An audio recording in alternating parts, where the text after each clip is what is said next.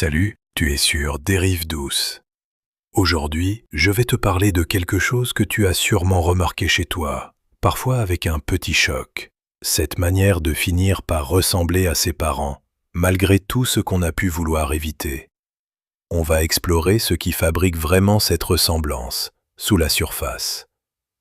Écris en commentaire quelle heure il est chez toi en ce moment, ou raconte comment s'est passée ta journée. J'aime beaucoup lire ce qui s'écrit là-bas. Les commentaires rassemblent des gens sensibles et souvent plus profonds qu'on ne l'imagine. Si le projet Dérive douce te plaît, tu peux cliquer sur le lien en description pour le soutenir. Il y a un moment, souvent après 25 ou 30 ans, où quelque chose se fissure.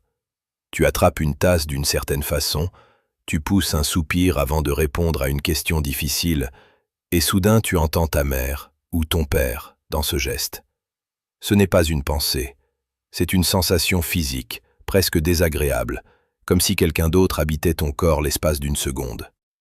Ce phénomène touche presque tout le monde, à des degrés différents, et il traverse les cultures, les époques, les milieux sociaux. On pourrait croire que c'est un détail anecdotique, une curiosité familiale à raconter en dînant.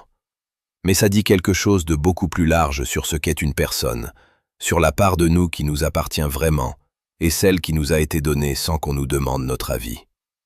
Ce qui rend la question intéressante, philosophiquement, ce n'est pas de savoir si on ressemble à ses parents. On sait déjà que oui, presque toujours, d'une manière ou d'une autre. La question intéressante, c'est de comprendre par quel mécanisme ça se produit, et surtout, quelle marge de manœuvre il reste une fois qu'on en prend conscience. Est-ce qu'on peut vraiment changer un pli aussi ancien? Est-ce qu'on doit chercher à le faire? Et qu'est-ce que ça signifierait concrètement de s'en libérer sans se mentir sur ce qui reste inévitable? Plusieurs champs de pensée s'entrecroisent ici. Il y a la question du corps et de ce qu'il apprend sans passer par la conscience, bien avant que l'enfant ne puisse choisir quoi que ce soit. Il y a la question de la voix intérieure, celle qui commente nos actes, nous juge, nous encourage parfois, et qui n'est pas toujours sortie de nous-mêmes. Il y a la dimension sociale, la façon dont des institutions entières, l'école, le travail, le couple, reproduisent des schémas familiaux sans jamais le dire clairement. Et il y a une dimension presque politique, dans la manière dont on pense l'héritage, la transmission, le patrimoine familial, comme si la famille se reproduisait toujours à l'identique. Ce que je veux faire ici, ce n'est pas te donner une réponse fermée du genre « c'est génétique » ou « il suffit de vouloir pour changer ». Ces phrases-là ne tiennent pas face à ce qu'on observe réellement. La ressemblance aux parents est un phénomène beaucoup plus fin, plus tissé, qui mélange le corps, la mémoire, la société et le hasard des circonstances. Comprendre ce tissage, c'est déjà une forme de liberté, même partielle. On commence par l'endroit le plus ancien, le plus silencieux, celui que personne ne choisit vraiment, le corps lui-même, et tout ce qu'il apprend bien avant que l'esprit ne soit en âge de dire non. Il y a une empreinte qui s'installe avant même que tu aies un mot pour la nommer. Le corps d'un enfant apprend à se tenir, à respirer, à froncer les sourcils, à hausser les épaules. En observant les corps qui l'entourent des heures durant, jour après jour, sans qu'aucune décision n'intervienne quelque part. Ce n'est pas une leçon qu'on donne, ce n'est pas un choix qu'on fait. C'est une absorption continue, silencieuse, qui commence avant que le langage lui-même ne soit là pour organiser l'expérience. Ce qui se joue ici dépasse largement l'idée qu'on se fait habituellement de l'imitation. On pense souvent que copier quelqu'un suppose une intention, un regard qui observe puis reproduit volontairement. Chez le tout jeune enfant, le mécanisme fonctionne autrement. Le système nerveux réagit aux mouvements des adultes autour de lui d'une manière presque automatique, comme si voir un geste et esquisser ce même geste étaient déjà liés dans le cerveau avant toute pensée consciente. La posture qu'adoptait ta mère quand elle contrariée croisait les bras, la façon dont ton père serrait la mâchoire avant de parler d'argent, tout ça s'est gravé dans ton système moteur à un âge où tu ne pouvais même pas formuler la phrase « je regarde mes parents ». Il n'y avait pas de sujet qui observait de l'extérieur. Il y avait un corps en formation qui absorbait un autre corps comme modèle, sans distance, sans filtre critique possible. L'insight le plus troublant, c'est que cette empreinte précède de loin toute possibilité de consentement. On situe souvent la liberté individuelle au moment où l'on peut dire oui ou non à quelque chose. Or ici, le non n'existait tout simplement pas encore comme option. L'enfant de 2 ans qui apprend à soupirer d'une certaine manière, à serrer les poings d'une certaine manière quand il est frustré, ne choisit rien. Il n'a même pas encore la structure mentale nécessaire pour concevoir qu'il pourrait faire autrement. Ce que l'esprit adulte découvrira plus tard comme trait de caractère ou comme manière d'être a souvent été construit dans le corps à une période où il n'existait aucun espace de refus. La liberté, si elle existe face à ça, arrive toujours après coup, jamais au moment de l'installation du pli. La conséquence de ce mécanisme est concrète et parfois dérangeante. Cela veut dire que certains de tes gestes les plus intimes, ceux que tu crois les plus personnels, ceux qui semblent te définir depuis toujours, ne sont pas nés de toi au sens où tu l'imagines. Ils sont nés d'une exposition répétée à un âge où ton système nerveux fonctionnait comme une éponge sans jugement. Tu peux repérer plus tard une intonation, un tic, une façon de te taire dans une dispute et te rendre compte qu'elle vient d'ailleurs. Mais le repérage arrive toujours en retard sur l'installation. Le corps a appris avant que la conscience ne soit en âge de surveiller quoi que ce soit. Reste une zone qu'aucune explication neurologique ne referme complètement. Personne ne sait exactement où s'arrête l'empreinte purement corporelle et où commence autre chose, une forme d'attachement affectif au geste lui-même, une manière de rester relié à ses parents précisément parce que le corps a retenu d'eux. On ne peut pas mesurer avec précision jusqu'où va cette imitation précoce, ni combien de temps elle continue de se renforcer, silencieusement, bien après l'enfance, chaque fois qu'un contexte de stress ou de fatigue relâche le contrôle conscient sur les gestes. C'est peut-être là que se loge une part de ce qui fait qu'on finit, sans l'avoir voulu, par ressembler à ceux qui nous ont élevés. Non pas parce qu'on l'a décidé un jour, mais parce que le corps avait déjà tranché la question bien avant que l'esprit ne songe seulement à la poser.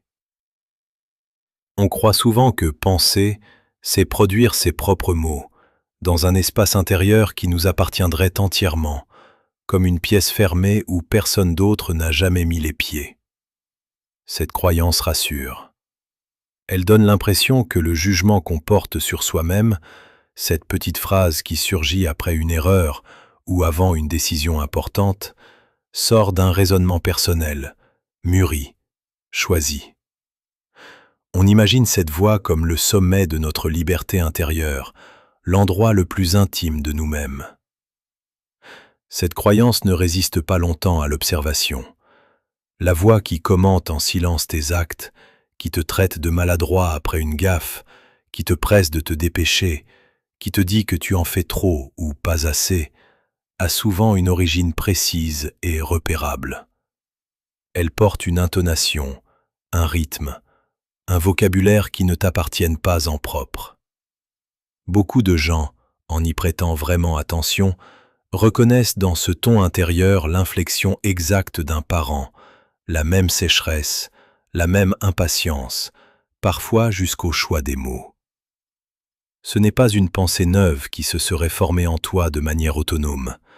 C'est un enregistrement ancien qui continue de tourner, des décennies plus tard, avec la même fidélité qu'un vieux disque rayé au même endroit. Une femme qui zone sa cuisine tard le soir, s'entend soudain penser « Tu ne fais jamais rien correctement » et reconnaît, avec un léger vertige, la phrase exacte que sa mère répétait en pliant le linge quand elle avait 10 ans. Ce qui complique tout, c'est que cette voix ne se présente jamais comme étrangère. Elle parle à la première personne. Elle utilise le « je ». Elle semble jaillir du même endroit que les autres pensées, celles qui viennent vraiment de toi. Il n'y a pas d'étiquette qui distinguerait le jugement hérité de la pensée propre. Le cerveau ne classe pas ses contenus par origine. Il les traite tous comme faisant partie du même flux continu. Résultat, on peut passer des années à croire qu'on se juge soi-même avec sévérité, alors qu'on répète, mot pour mot parfois, le verdict d'un parent prononcé des centaines de fois pendant l'enfance, sur un ton qu'on avait fini par ne plus entendre comme extérieur. La difficulté s'accroît encore quand cette voix concerne des domaines sensibles. L'argent, le corps, la réussite, la valeur qu'on s'accorde en tant que personne. Ces jugements-là, souvent répétés très tôt, s'installent avec une force particulière parce qu'ils touchent des zones où l'enfant dépend entièrement du regard adulte pour se construire une image de lui-même. Un parent anxieux à propos de l'argent transmet rarement des leçons explicites sur les finances. Il transmet un ton, une crispation dans la voix, une manière de soupirer devant une facture, et cette texture émotionnelle devient la matière première d'une voix intérieure qui, des années plus tard, continuera de juger chaque dépense avec la même tension, sans que la personne se souvienne jamais d'avoir appris quoi que ce soit consciemment. Là où ça devient encore plus délicat, c'est que cette voix empruntée ne se contente pas de juger. Elle façonne les décisions, elle oriente les choix de vie, elle intervient dans des moments qui semblent purement personnels, un choix de métier, une rupture, une manière d'élever ses propres enfants plus tard. On croit consulter son jugement propre alors qu'on consulte un jugement transmis, recyclé, jamais examiné en tant que tel. C'est une des façons les plus discrètes par lesquelles on finit par ressembler à ses parents, non pas dans les gestes visibles, mais dans l'architecture même de ce qu'on pense être notre pensée la plus intime. Repérer cette voix ne suffit pas à la faire taire. On peut identifier très clairement qu'une phrase vient d'un parent, en sentir l'origine avec précision, et continuer malgré tout à l'entendre au même moment, avec la même intensité, chaque fois qu'une situation similaire se présente. La reconnaissance n'efface pas l'automatisme, elle ouvre seulement un petit espace entre le moment où la phrase surgit et le moment où on décide de la croire ou non. Cet espace est mince, parfois presque imperceptible, mais c'est probablement le seul endroit où quelque chose comme un choix redevient possible, avant que la conversation ne se déplace vers ce qui rend ce choix lui-même si difficile à tenir dans la durée. Pourquoi un adulte retourne-t-il vers ce qui l'a fait souffrir, alors qu'il connaît par cœur la douleur qui l'attend au bout? La question paraît absurde tant qu'on suppose que le corps cherche ce qui lui fait du bien. Mais le corps ne cherche pas d'abord le bien-être, il cherche ce qu'il reconnaît. Le mécanisme est simple à décrire et difficile à admettre. Le système nerveux d'un enfant enregistre très tôt une certaine texture émotionnelle, comme étant celle de la maison, celle du foyer, celle de l'amour tel qu'il se présente concrètement, avec ses tensions, ses silences lourds, ses éclats suivis de réconciliation. Cette texture devient la référence intérieure du normal. Elle ne demande jamais si elle est saine ou nourrissante, elle demande seulement si elle est familière. Et le familier, pour un cerveau encore en construction, se confond presque entièrement avec le sécurisant, même quand la réalité extérieure raconte une toute autre histoire. À quoi sert ce mécanisme au fond? Il protège l'enfant à un moment où il n'a aucune autre option que de s'attacher aux adultes disponibles, quels qu'ils soient.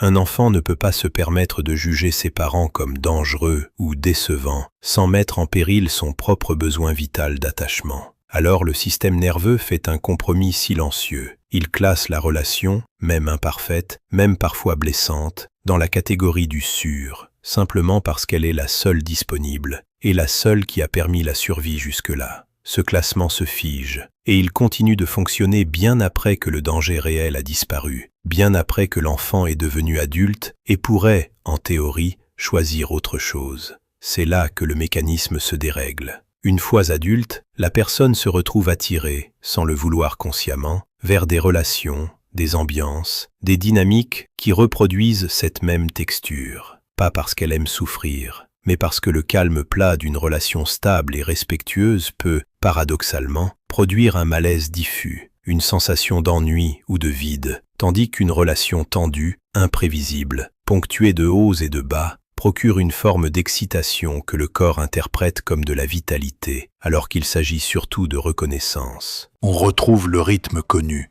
et ce rythme rassure d'Avenot plus que ne rassure la sécurité réelle.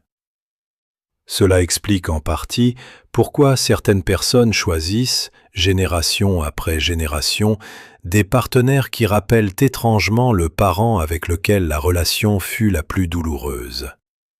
Ce n'est pas un hasard tragique, ce n'est pas non plus une malédiction. C'est la conséquence directe d'un système qui confond ce qui est connu et ce qui est bon pour soi, parce que personne ne lui a jamais appris à distinguer les deux.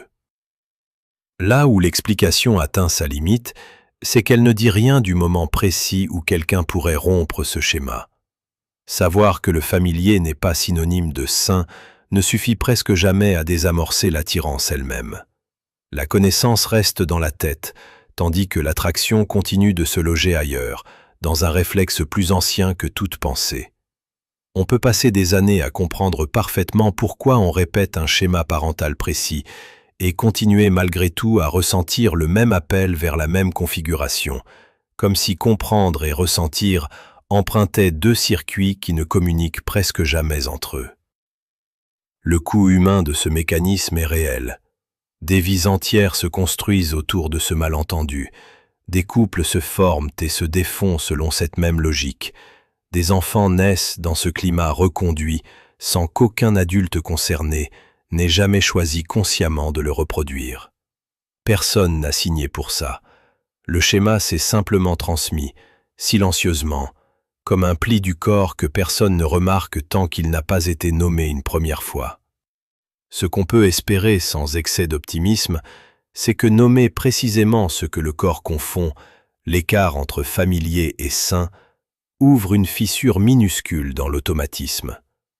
Pas assez pour l'effacer d'un coup, assez parfois pour hésiter une seconde de plus avant de refaire le même choix que ses parents avaient fait avant soi et que leurs propres parents avaient fait avant eux.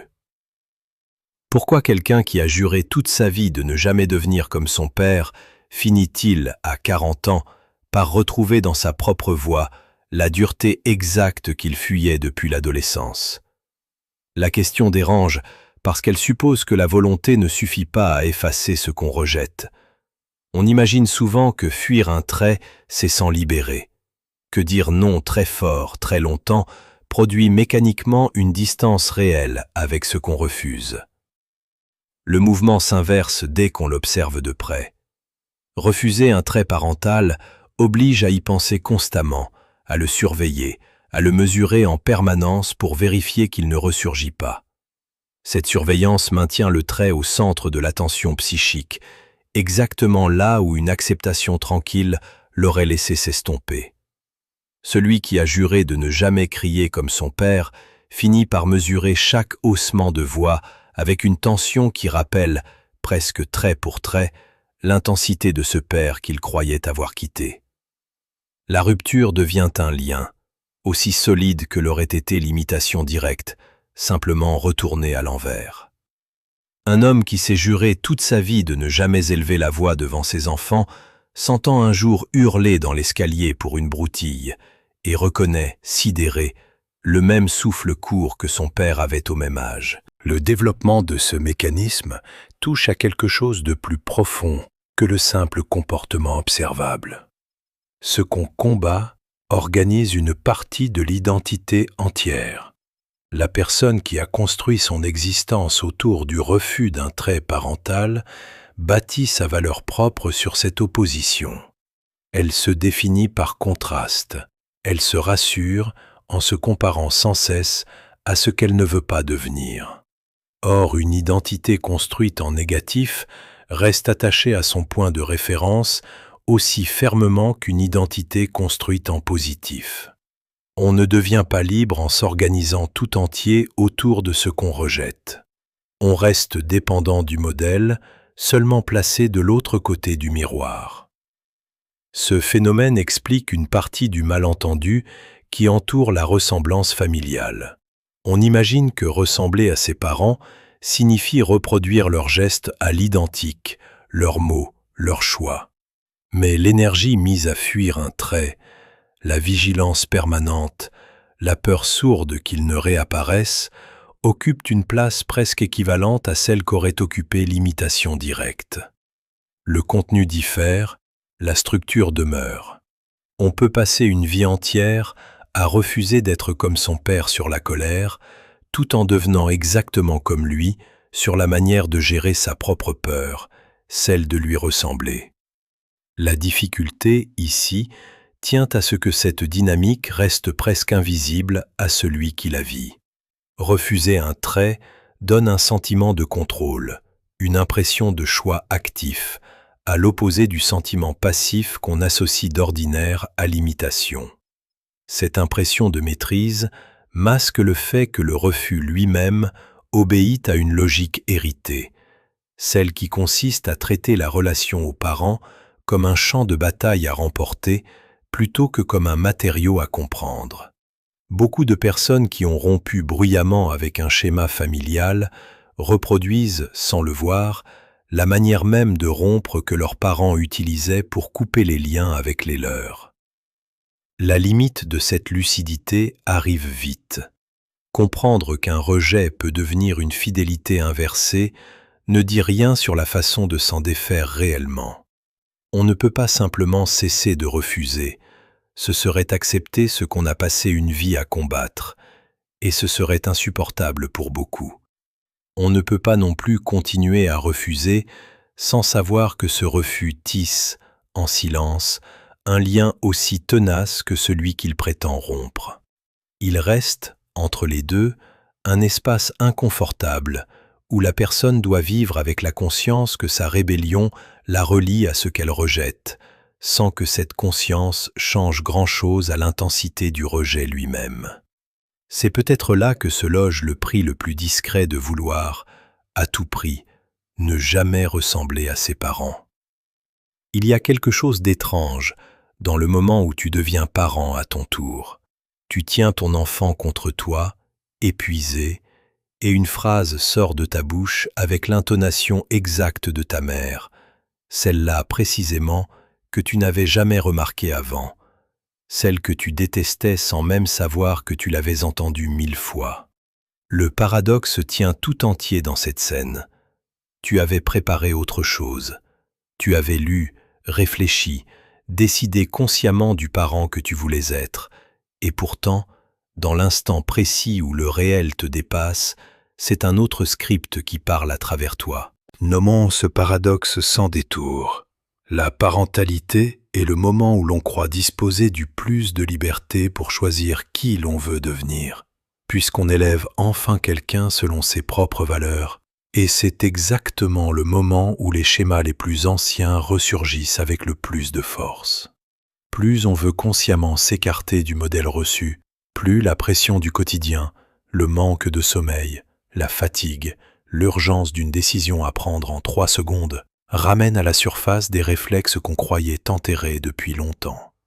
La volonté choisit un chemin, la fatigue en emprunte un autre, plus ancien, plus profondément gravé. Pourquoi le corps procède-t-il ainsi précisément quand les enjeux sont les plus élevés? Parce que devenir parent ne fait qu'un avec la survie de quelqu'un d'autre pour la première fois. Dans l'urgence, aucun cerveau ne va chercher une réponse nouvellement construite, patiemment réfléchie en dehors du danger. Il va chercher ce qui a déjà fonctionné pour éviter le pire, même si ce qui avait fonctionné venait d'une génération qui gérait la peur en criant, en se taisant brutalement, en punissant plus qu'en expliquant. Le cerveau ne trie pas entre les bons et les mauvais réflexes hérités, il prend ce qui est disponible le plus vite. On tente d'y répondre en préparant tout à l'avance, en lisant, en promettant, en répétant intérieurement des phrases nouvelles à dire au bon moment. Cela fonctionne parfois, dans le calme, quand la situation laisse le temps de réfléchir. Mais la résolution s'effondre précisément là où elle serait la plus nécessaire, dans la crise, l'urgence, l'épuisement du milieu de la nuit, moment où justement personne n'a de réserve pour improviser un comportement neuf. C'est là que le vieux réflexe reprend sa place, parce qu'il ne demande aucune énergie de plus. Il est déjà prêt, câblé, disponible sans effort. Cette impossibilité tient à quelque chose de presque mécanique. Un comportement nouveau, appris consciemment, demande une attention active pour être mobilisé. Un comportement transmis, lui, ne demande rien. Il surgit sans permission, précisément parce qu'il a été appris avant que la conscience ne puisse filtrer quoi que ce soit. Face à un enfant qui hurle depuis 20 minutes, l'attention active s'épuise la première. Ce qui reste debout, c'est le geste ancien. La conséquence, pour celui qui découvre cela en direct, ressemble souvent à une sidération douce mêlée de honte. On se voit reproduire un mot, un ton, une gifle verbale qu'on s'était juré de ne jamais transmettre, et l'on comprend, avec un temps de retard, que devenir parent n'a pas créé une personne neuve capable de tout choisir. Cela a plutôt agi comme un accélérateur, révélant à toute vitesse tout ce qui dormait sans qu'on n'en ait jamais soupçonné la présence. Il n'y a pas ici de sortie propre. On ne peut pas décider, une fois pour toutes, de ne plus jamais être rattrapé par ce réflexe, parce que le réflexe ne demande pas d'autorisation avant de surgir. Ce qu'on peut faire, tout au plus, c'est observer après coup, nommer le moment où la vieille voix a parlé à travers la sienne, et laisser cette observation s'accumuler doucement, sans garantie qu'elle change quoi que ce soit la prochaine fois que la fatigue reviendra frapper au même endroit fragile. On célèbre la famille qui se transmet de génération en génération comme une réussite en soi. 3 générations réunies pour un repas, la maison familiale conservée depuis un siècle, le prénom du grand-père redonné au petit-fils, tout cela produit une émotion collective immédiate, une chaleur qu'on associe spontanément à la solidité, à la réussite d'une lignée qui tient debout. Les photos de famille élargies circulent comme des preuves de bonheur. La continuité rassure celui qui la regarde de l'extérieur. Elle donne l'image d'un fil qui ne se rompt pas, d'une histoire qui se poursuit sans accroc visible. Resserre le regard sur une seule maison, un seul dimanche, et l'image change de nature. Une mère répète à sa fille, mot pour mot, la phrase que sa propre mère lui répétait sur son poids, son mariage, sa façon de tenir sa maison. 3 générations de femmes se transmettent ainsi la même inquiétude concernant le regard des autres, la même honte discrète devant le corps, transmise sous couvert de conseils affectueux. Personne, autour de la table, ne nomme ce qui se rejoue. Tout le monde félicite la petite fille de ressembler tant à sa grand-mère. L'écart entre la scène célébrée et la scène vécue tient précisément à ce qui reste invisible depuis l'extérieur. Ce qu'on montre en photo, ce sont les gestes qui ressemblent, jamais les silences qui pèsent de la même manière d'une génération à l'autre. La continuité qu'on félicite en public regroupe indistinctement ce qui nourrit et ce qui blesse, sans jamais séparer les deux. On applaudit la ressemblance sans se demander ce qu'elle contient vraiment. Une famille où l'on transmet, avec la même chaleur apparente, aussi bien le sens du partage que la peur panique du jugement, reçoit exactement les mêmes compliments sur sa belle unité. Cet aveuglement collectif n'est pas un hasard de perception. Il repose sur une confusion entretenue entre 2 choses qu'on gagnerait à distinguer. La stabilité d'une structure familiale et la santé de ce qui circule à l'intérieur d'elle.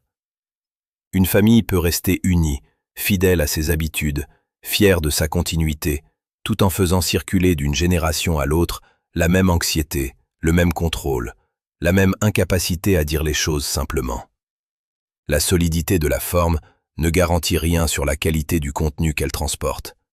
Mais socialement, on ne mesure que la forme. On regarde si la famille tient, si elle se réunit, si les enfants reproduisent les métiers ou les valeurs affichées des parents, et l'on range tout cela sous le mot « réussite », sans jamais interroger ce que cette réussite a coûté à ceux qui la portent. Ce mécanisme dépasse largement le cercle d'une seule maisonnée. Toute une culture valorise les familles où l'on se ressemble, où les enfants suivent les traces des parents, où les traditions se répètent sans accroc. Et cette valorisation agit comme un filtre social qui rend plus difficile encore de nommer ce qui, dans cette répétition, fait mal. Celui qui rompt avec un schéma familial nuisible se heurte souvent moins à sa propre famille qu'au jugement diffus d'un entourage qui perçoit toute rupture comme un échec, comme une incapacité à honorer ce que d'autres ont su préserver. La pression ne vient pas seulement de l'intérieur de la maison. Elle vient aussi de ce que la société entière attend d'une famille qui se respecte. Reste alors une question qui ne trouve pas de réponse simple. Comment distinguer, depuis l'intérieur d'une lignée qu'on célèbre pour sa constance, ce qui mérite d'être poursuivi, de ce qui ne fait que se répéter parce que personne n'a jamais osé demander si cela faisait du bien? L'école a été pensée, dans son projet le plus ancien, comme un lieu de rupture avec la maison. On y envoie l'enfant justement pour qu'il rencontre un ordre différent de celui du foyer, une autorité censée être égale pour tous, détachée des blessures privées et des histoires de famille. Le couple s'est construit dans l'imaginaire moderne comme le contrat le plus libre qui soit, deux adultes qui se choisissent hors de toute pression de sang. Le travail s'est présenté comme le royaume du mérite, où l'on vaut ce qu'on produit, sans lien avec ce qu'on a vécu enfant. 3 institutions, 3 promesses de commencer ailleurs, loin du foyer d'origine. Et pourtant, ces 3 espaces sont exactement ceux où les scripts familiaux trouvent le terrain le plus fertile pour continuer d'exister. L'école reproduit une hiérarchie affective très proche de celle de la maison. Un adulte qui juge, un enfant qui cherche son approbation, une note qui vaut verdict sur ce qu'on est et pas seulement sur ce qu'on a fait. Celui qui a grandi sous un jugement parental sévère retrouve, devant un enseignant, la même tension dans le ventre, la même envie de disparaître si la réponse est fausse. L'institution scolaire, censée être neutre, active sans le savoir des réflexes appris bien avant elle. Le couple fonctionne de la même manière, avec une discrétion plus grande encore. On choisit un partenaire en croyant exercer une liberté totale, et l'on retrouve, au bout de quelques mois, la même dynamique de silence et de reproche qu'on observait entre ses parents, parfois inversée, parfois identique au détail près. Celui qui a grandi dans une maison où l'on ne se disputait jamais ouvertement, où tout passait par des sous-entendus glacés, recrée souvent ce même climat, persuadé qu'il s'agit là d'une preuve de calme et non d'un héritage de silence transmis. Le travail, lui, rejoue un rapport à l'autorité qui précède de loin le premier jour de bureau. Face à un supérieur, certains retrouvent instantanément une posture d'enfant qui cherche à ne pas décevoir, d'autres une rébellion systématique qui répond moins à la situation présente qu'à une figure bien plus ancienne, installée derrière celle du chef du moment. Le point où ces 3 institutions se rejoignent tient à ceci. Elles fonctionnent toutes sur des rapports de pouvoir, de jugement et d'attente affective. Et ce sont précisément ces ingrédients qui composent la matière première de toute famille. Une institution n'a pas besoin de ressembler à une maison pour recycler ses scripts. Il lui suffit de reproduire la même structure émotionnelle, l'autorité qui évalue, l'attente d'un regard favorable, la peur de décevoir quelqu'un dont dépend une part de sécurité. L'école, le couple, le travail offrent chacun cette structure sous une forme différente, et chacun devient, sans le vouloir, un théâtre où continue de se jouer une pièce écrite bien plus tôt. Ce qui reste non résolu, c'est la difficulté de vérifier, depuis l'intérieur, si l'on a réellement choisi ce métier, ce partenaire, cette façon de réagir à une remarque d'un supérieur, ou si l'on a simplement suivi la pente la plus familière, celle où le corps sait déjà quoi faire. On peut analyser après coup, reconnaître la ressemblance entre un patron autoritaire et un père distant, entre un silence conjugal et celui d'une mère fatiguée. Mais l'analyse arrive toujours après le choix, jamais avant, et elle ne dit rien de ce qu'on aurait décidé si le script n'avait pas été là, tapis sous la décision qu'on croyait entièrement personnelle. Cela concerne directement chaque journée ordinaire. Une réunion tendue, une dispute de couple qui se répète mot pour mot, une évaluation professionnelle qui déclenche une angoisse disproportionnée, tout cela porte la trace d'un apprentissage bien antérieur à l'institution qui l'active aujourd'hui. On croit rencontrer un collègue, un partenaire, un enseignant. On rencontre souvent, à travers eux, une version actualisée de ce qu'on a appris à ressentir, enfant, face à ceux qui détenaient l'autorité et l'amour dans la même main. Un détail revient parfois dans une conversation de famille, presque en passant. Une manière de dire « on a toujours été comme ça, chez nous », en parlant d'une colère facile, d'une pudeur excessive, d'une méfiance envers les étrangers. La phrase désigne les parents, mais le « toujours » qu'elle contient dépasse largement leur mémoire personnelle. Ils ne l'ont pas inventé, ils l'ont reçu, souvent sans savoir précisément de qui, à quelle occasion, pour répondre à quel danger disparu depuis longtemps. Ce détail ouvre sur un principe plus large. Ce qu'on croit tenir directement de son père ou de sa mère porte parfois la trace de plusieurs générations disparues avant eux, dont on ne connaît même plus les visages. Une peur de manquer d'argent, chevillée au corps de toute une lignée, peut remonter à une famine ou une ruine survenue bien avant la naissance de qui que ce soit encore vivant aujourd'hui. Personne, dans le présent, n'a vécu cette faim, mais le réflexe de stocker, de se priver, de trembler devant une dépense normale, continue de circuler comme si le danger était toujours là, tapi derrière la porte. Une grand-mère méfiante envers toute autorité peut transmettre cette méfiance à sa fille, qui la transmet à son tour à son propre enfant, sans qu'aucune des trois n'ait besoin de raconter précisément l'épisode fondateur. La suspicion se déplace, se loge dans un ton de voix, dans une façon de se raidir devant un uniforme, un formulaire administratif, une figure qui représente le pouvoir. 3 générations plus tard, celui qui ressent cette tension face à un contrôle banal ignore souvent tout de l'histoire qui l'a produite. Il croit simplement que c'est sa nature, un trait de caractère qui lui appartient en propre, alors qu'il porte une mémoire qui ne lui appartient qu'en partie.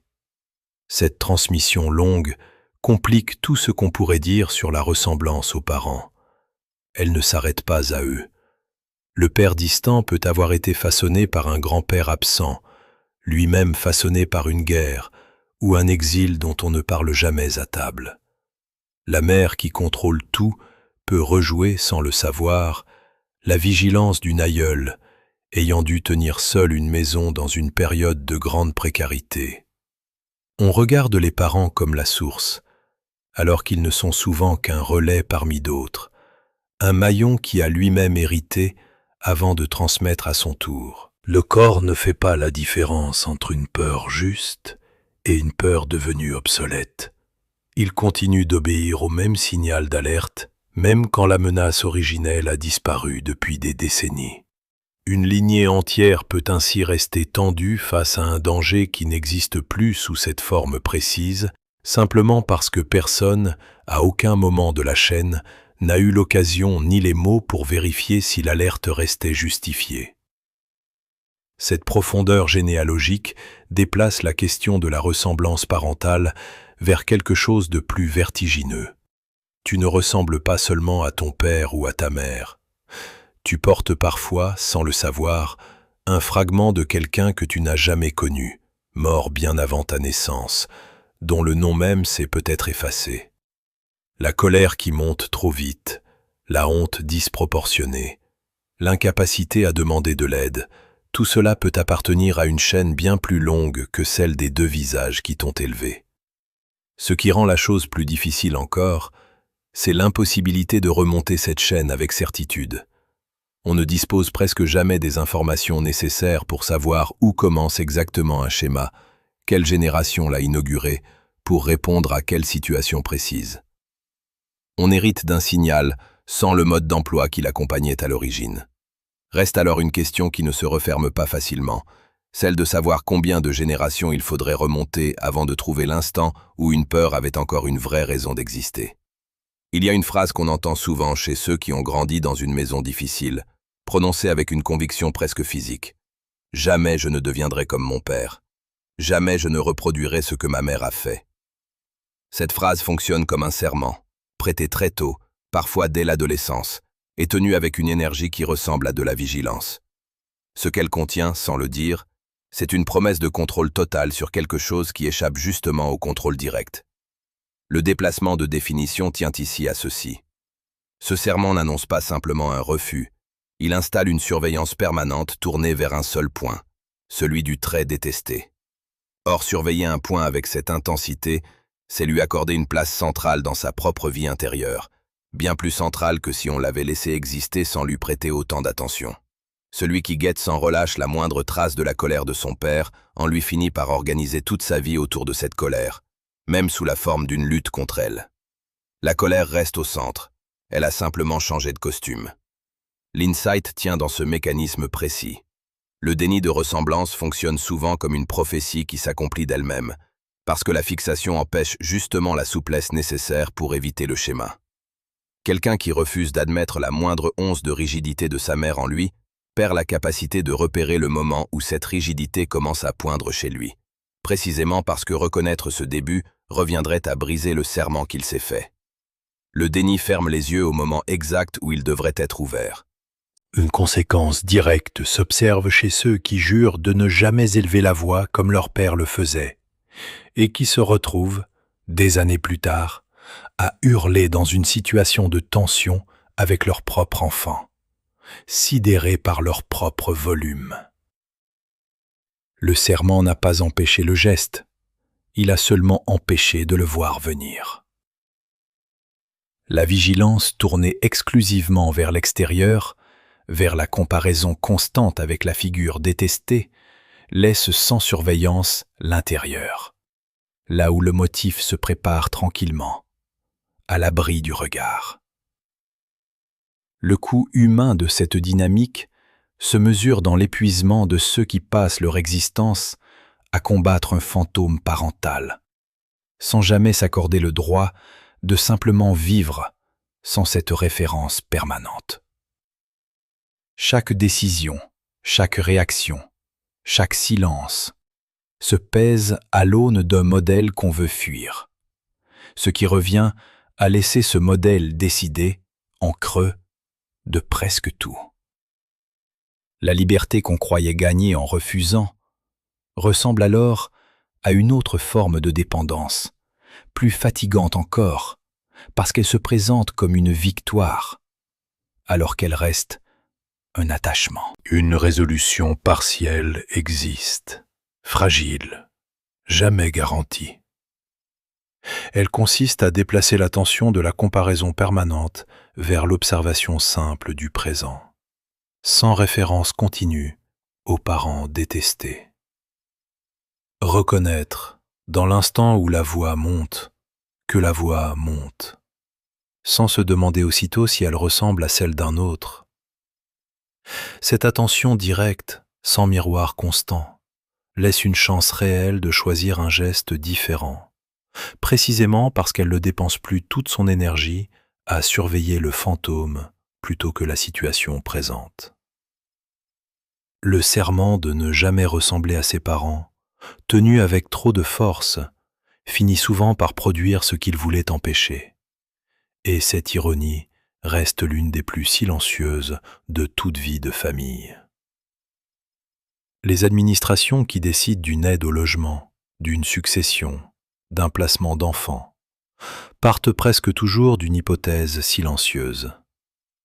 Elle suppose qu'une famille reproduit son fonctionnement d'une génération à l'autre avec assez de fidélité pour qu'on puisse s'appuyer sur cette continuité comme sur un fait solide. Le fils d'un propriétaire aura vocation à devenir propriétaire. L'enfant d'un foyer stable restera dans un foyer stable. Celui qui grandit dans la précarité reproduira, presque logiquement, cette précarité à l'âge adulte. Cette hypothèse traverse les grilles d'évaluation sociale, les critères d'attribution, les statistiques utilisées pour prévoir qui aura besoin d'aide dans 10 ans.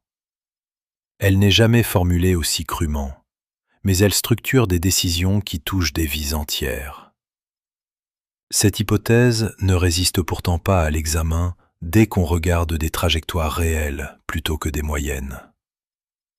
Des enfants de familles très abîmées construisent une existence stable, parfois précisément parce qu'ils ont mesuré, tôt et durement, le prix du désordre qu'ils ont connu.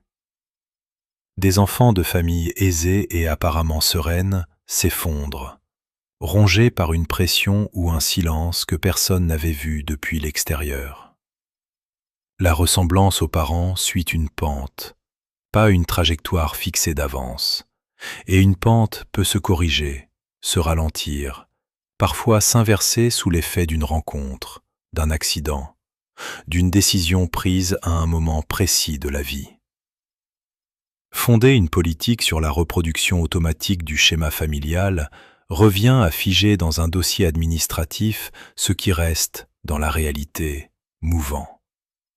Un enfant placé chez un membre de sa famille élargie, parce qu'un règlement social présume qu'un lien de sang garantit un cadre plus sûr qu'un cadre extérieur, peut se retrouver exposé exactement au même schéma de violence dont on voulait le protéger, sous prétexte que la parenté vaut protection en elle-même. La règle n'a pas regardé la personne concrète, elle a regardé la case familiale, et la case a parlé plus fort que la situation réelle. La complication surgit dès qu'on veut corriger cette présomption sans en créer une autre tout aussi rigide. Traiter chaque famille au cas par cas demande des moyens, du temps, une attention humaine que les administrations n'ont pas toujours, et le raccourci statistique revient vite parce qu'il coûte moins cher à produire qu'un jugement individualisé. Une politique qui présumerait systématiquement la rupture, qui traiterait chaque enfant comme voué à s'écarter de ses parents pour son bien, retirerait des droits, des aides, des liens à des familles où la continuité n'a rien de nuisible et où elle représente au contraire une vraie ressource. On passe d'un excès de confiance dans la reproduction à l'identique à un excès de méfiance envers toute continuité sans jamais atteindre le point d'équilibre qui regarderait chaque histoire pour ce qu'elle est réellement. Ce que révèle cette tension dépasse le seul cadre administratif. Elle montre à quel point l'idée de ressembler à ses parents s'est infiltrée jusque dans les instruments techniques censés protéger les plus fragiles, transformés en variables de calcul plutôt qu'en questions ouvertes.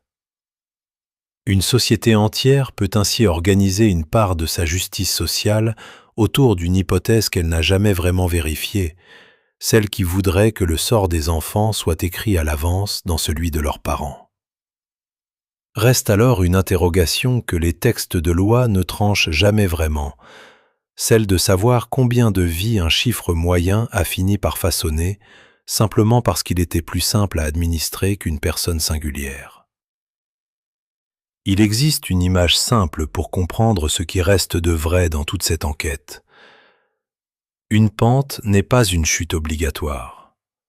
On peut la descendre vite, la ralentir, s'arrêter à mi-chemin, ou même remonter un peu, avec effort, avec de la chance, avec quelqu'un qui tend la main au bon moment.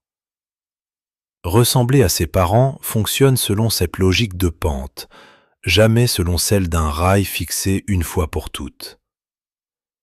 Le corps a appris des gestes avant que l'esprit ne puisse dire non. Cela reste vrai et cela ne s'efface pas d'un coup de volonté. Mais un geste appris tôt peut être observé tard, nommé, ralenti dans son élan, même s'il ne disparaît jamais complètement. Cette idée en croise plusieurs autres sans les répéter. Le serment de ne jamais devenir comme son père, tenu avec trop de rigidité, produisait souvent l'inverse de ce qu'il promettait, parce que la fixation sur le fantôme empêchait de regarder le présent. Devenir parent à son tour agissait comme un révélateur brutal, faisant remonter des schémas qu'on croyait enterrés depuis longtemps. Les institutions, elles, recyclaient ces schémas sans jamais les nommer, transformant des habitudes familiales en règles administratives présumées universelles. Dans chacun de ces cas, le motif hérité restait présent, actif, parfois puissant. Mais dans chacun de ces cas aussi, un espace subsistait, minuscule parfois, pour une décision différente au moment précis où le motif se manifestait. Cet espace a des limites, et il faut les nommer sans les maquiller. La lucidité sur un schéma hérité ne l'efface pas automatiquement. Savoir qu'on répète la froideur de sa mère ne suffit pas à devenir chaleureux du jour au lendemain.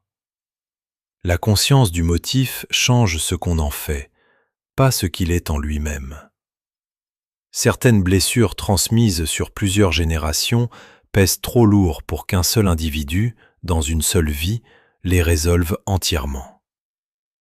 Il arrive qu'on ne fasse que ralentir la chute pour la génération suivante, sans jamais l'arrêter complètement soi-même.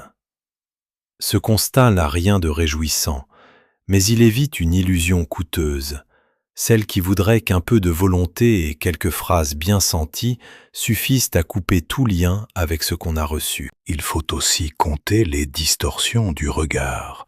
On voit plus facilement les traits qu'on redoute chez soi que ceux qu'on approuve, ce qui fausse le jugement qu'on porte sur sa propre ressemblance. Certains croient s'être totalement affranchis de leurs parents alors qu'ils reproduisent une structure profonde sous une forme différente. D'autres se croient condamnés à un schéma qu'ils ont en réalité déjà largement transformé sans s'en apercevoir, faute d'avoir pris le temps de regarder le chemin parcouru plutôt que le point de départ. Ceux qui traversent cette enquête, du corps qui imite avant de comprendre, jusqu'aux politiques sociales qui présument une continuité familiale automatique, dessinent un tableau où l'hérédité psychique agit à plusieurs niveaux à la fois. Elle passe par les gestes appris dans l'enfance, par une voix intérieure empruntée qu'on prend pour la sienne, par le confort trompeur du familier, par la rébellion qui se retourne parfois contre elle-même, par la pression du quotidien qui fait remonter d'anciens schémas, par des institutions qui recyclent sans le dire des scripts familiaux, par un déni qui finit par organiser exactement ce qu'il voulait empêcher, et par des règles administratives qui figent en catégories ce qui reste, dans chaque vie, singulier et mouvant. Aucune de ces forces n'agit seule. Elles se combinent, se renforcent parfois, se contredisent à d'autres moments, et c'est précisément cette combinaison qui rend la question de la ressemblance aux parents si difficile à trancher d'un mot. Il n'y a pas de formule qui dirait avec certitude ce qu'on garde et ce qu'on transforme. Il y a seulement, à chaque instant, une possibilité d'observer ce qui se joue en soi avec un peu plus de clarté que la veille, et de choisir, dans cette clarté fragile, un geste plutôt qu'un autre. Ce que tu portes de tes parents ne disparaîtra sans doute jamais complètement, et ce n'est pas nécessairement une mauvaise nouvelle. Cela peut simplement devenir un matériau que tu regardes en face, plutôt qu'un ordre auquel tu obéis sans le savoir. Bonne nuit.